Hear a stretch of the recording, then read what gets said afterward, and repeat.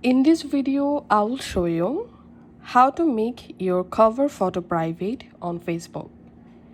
So here's how to do it. Go to your Facebook and go to your profile page. And now tap on your cover photo and tap on see cover photo.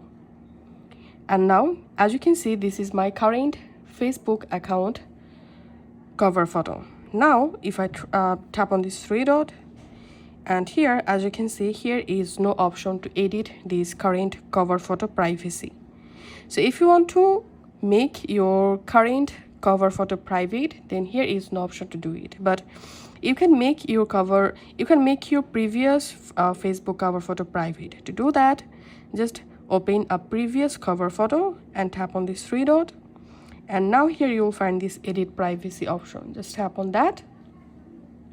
And now tap on see more and select only me and go back from here to save change, and that's how you'll be able to make your Facebook profile photo private. So I'm going to opening my another cover photo first and tapping on this three dot, the same way tapping on it privacy and only me, and that's it. If this video helped you out, please leave a like and leave a comment down below. Thank you for watching.